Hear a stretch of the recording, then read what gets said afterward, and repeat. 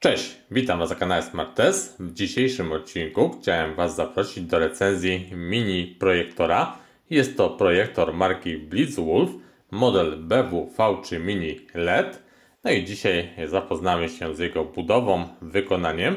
Pokażę Wam też oczywiście, jak ten projektor radzi sobie z wyświetlaniem materiałów wideo. Natomiast zaczniemy sobie klasycznie od zapoznania się z zawartością całego zestawu. Jak widzicie, w zestawie oprócz projektora mamy zasilacz do tego urządzenia, pilota zdalnego sterowania, instrukcję obsługi, tutaj ściereczkę do obiektywu, no i przewód tutaj AV do podłączenia jakichś tutaj urządzeń za pomocą właśnie na przykład takich klasycznych cinczy. Ok, to może zobaczmy sobie, jak ten projektor został wykonany.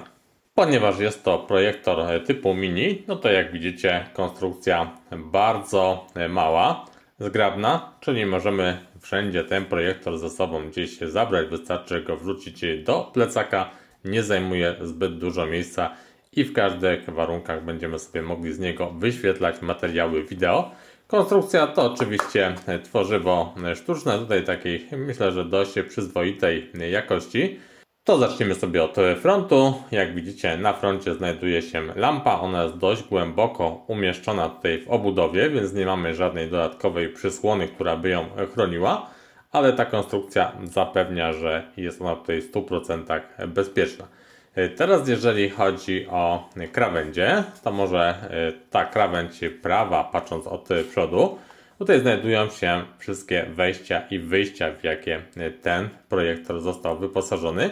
I teraz jak widzicie, mamy tutaj wejście HDMI, wejście USB, wejście AV do właśnie podłączenia jakichś urządzeń za pomocą tego przewodu. No i jest też wyjście słuchawkowe, otwory wentylacyjne. No i teraz tylna krawędź, tutaj jedynie jest złącze zasilania. W tym miejscu tutaj ktoś przygotował już miejsce pod złącze USB typu C, natomiast w tym modelu ono jest nieaktywne. W tym miejscu mamy głośnik tego projektora, no i krawędź lewa, ona tutaj jest wolna. Od spodu mamy tutaj podgumowane nóżki, no i oczywiście tutaj tą śrubę na uchwyt, więc możemy taki projektor sobie też bez problemu zamontować gdzieś na statywie. W tym miejscu jest taka jeszcze przysłona serwisowa, pozwalająca na przykład wyczyścić tutaj optykę w tym urządzeniu. No i teraz przejdźmy na tutaj górną część tego projektora.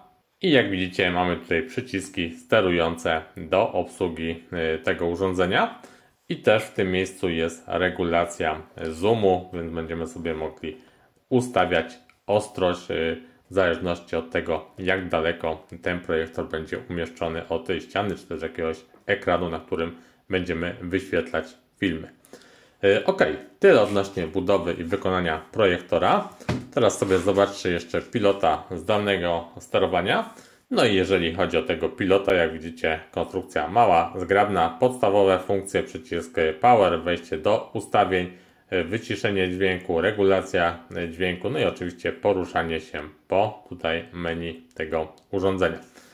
No i pozostaje nam zasilacz. Zasilacz jest to zasilacz 21V 2,28 A, czyli 48W, zakończony tutaj taką okrągłą wtyczką, którą podłączymy sobie do projektora. Ok, oprócz tych złącz, które Wam pokazałem, projektor wyposażony jest też w łączność Wi-Fi oraz Bluetooth, ale o tym Wam już powiem za moment, jak sobie przejdziemy do pełnej specyfikacji technicznej tego projektora. Tak więc teraz zapraszam Was na chwilę na stronę sklepu Banggood, z którego ten projektor sprowadziłem do recenzji. No i pokażę Wam tutaj wszystkie jego funkcje oraz parametry. Jesteśmy teraz na stronie sklepu Banggood. Jak widzicie, cena projektora na dzień dzisiejszy to jest 386 zł 27 groszy. Natomiast z kodem rabatowym, który znajdziecie bezpośrednio pod filmem, cena tego projektora to jest jedynie 348 zł i 52 grosze. Cena zawiera już wysyłkę bezpłatną do Polski. No i mamy też opłacone wszystkie cła, podatki, więc nic więcej Was nie zaskoczy. Ok, teraz jeżeli chodzi o parametry techniczne tego projektora, To przede wszystkim zacznijmy sobie od wymiarów. Jak widzicie 165 na 128 na 66 mm, czyli bardzo małe urządzenie. Tak jak wspominałem, bez problemu schowacie go w plecaku, w torbie, będziecie mogli go wszędzie ze sobą zabierać. Waga około kilograma, więc też tutaj jeżeli chodzi o ciężar tego urządzenia, no to nie będzie z tym problemu. Rozdzielczość natywna, tutaj jest tylko 720p, mogło być nieco lepiej. Natomiast oczywiście projektor obsługuje też obrazy w rozdzielczości 1080p. Temperatura barwowa 6800 kelwinów. Hałas wentylatora w tym urządzeniu to 44 dB. No i rozmiar obrazu, który jest wyświetlany. Tutaj macie podane od 40 cali do 120 cali. Natomiast tak naprawdę sprawdziłem to w praktyce i od 32 cali spokojnie do nawet 200 cali możecie sobie ten obraz wyświetlać na tym urządzeniu. Ok, z takich jeszcze tutaj istotnych informacji to może żywotność tutaj lampy 50 000 godzin. Wi-Fi pracuje zarówno w paśmie 2.4 jak też 5 GHz i to jest ważne, ponieważ jeżeli chodzi o szybkie przesyłanie materiału właśnie z urządzeń mobilnych, z telefonów, z tabletów, wyświetlanie tych materiałów na dużym ekranie, no to nie będzie tutaj problemu z transmisją danych.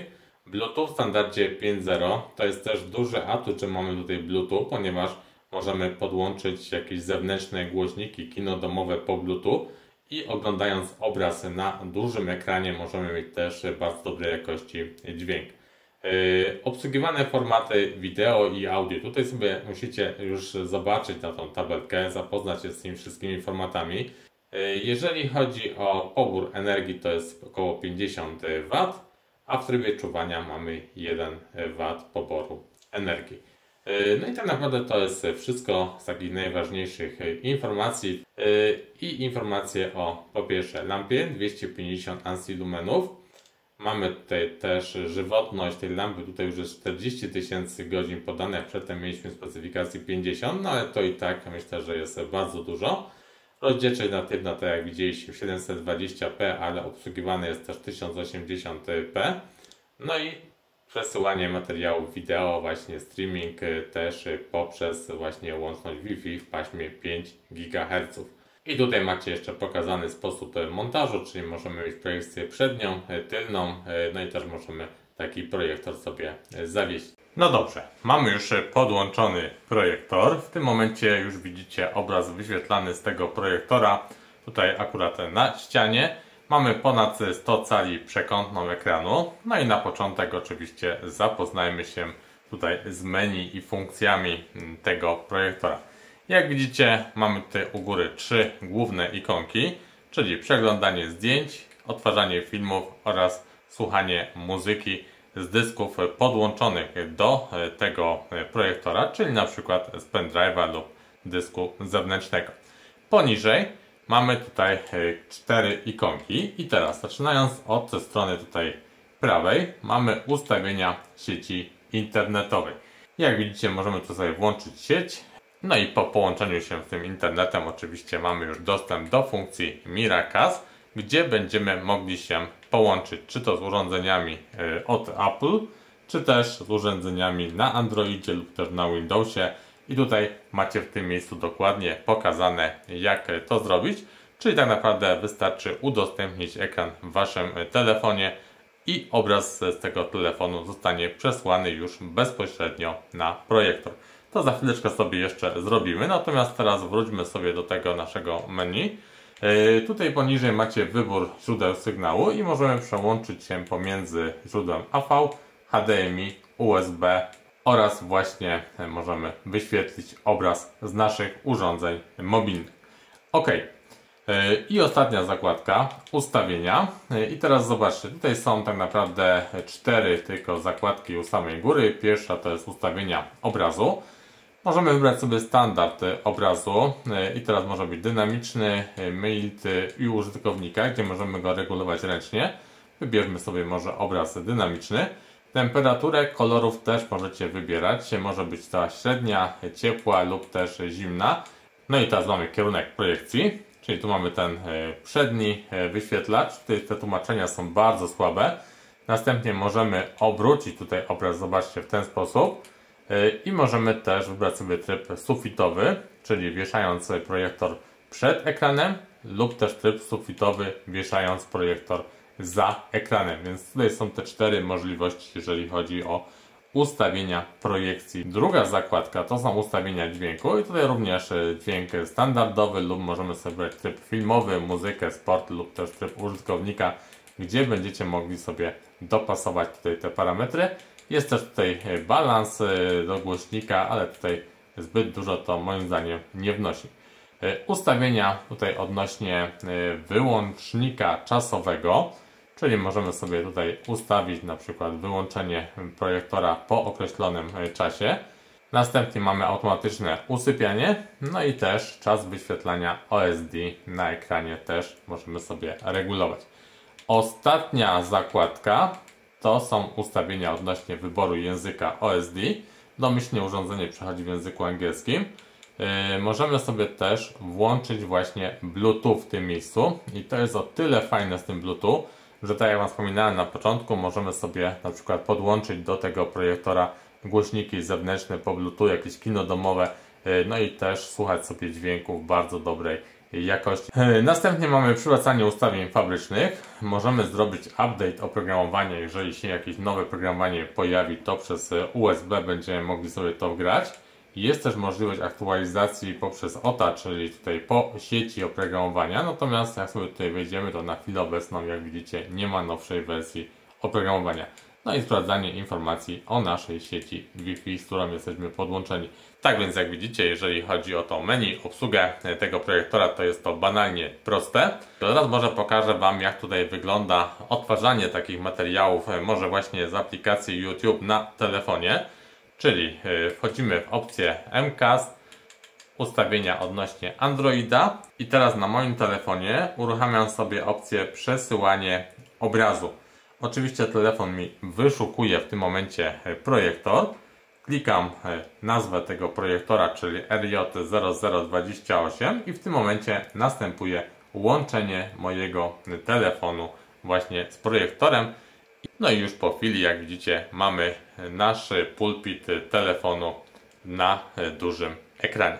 No dobrze, i teraz macie okazję zobaczyć materiał wyświetlany za pomocą projektora Blitzwolf na białej ścianie, przekątna ponad 100 cali. Projektor jest połączony z moim telefonem poprzez łączność Wi-Fi w paśmie 5 GHz. No i na telefonie jest uruchomiona aplikacja YouTube, w której właśnie wyświetlany jest ten materiał. Jak widzicie, mamy tutaj pełną płynność odtwarzania. Jakość obrazu również jak na mini projektor o rozdzielczości 720p wydaje mi się całkiem niezła. Oczywiście to już sami musicie ocenić, czy taka jakość jest dla Was wystarczająca. Natomiast pamiętajcie, że tutaj mamy zaciemnione pomieszczenie. I może jeszcze posłuchajcie sobie dźwięku. Ja sobie teraz włączę dźwięk, maksymalna głośność.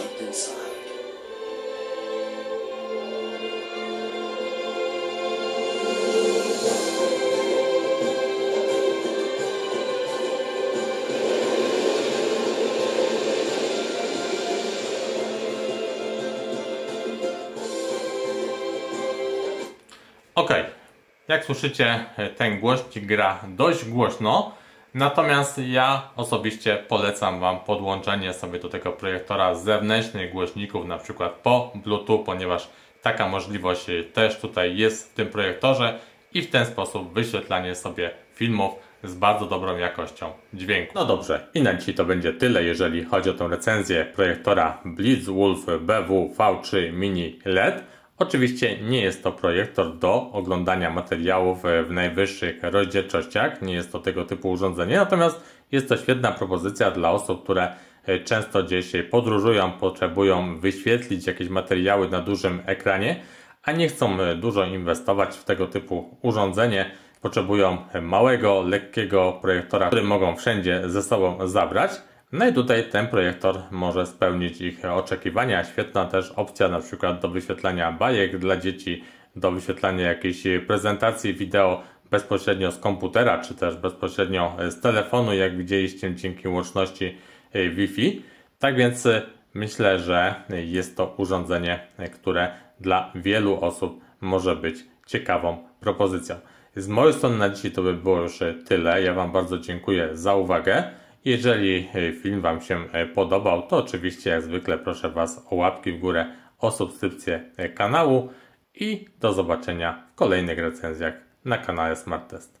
Cześć!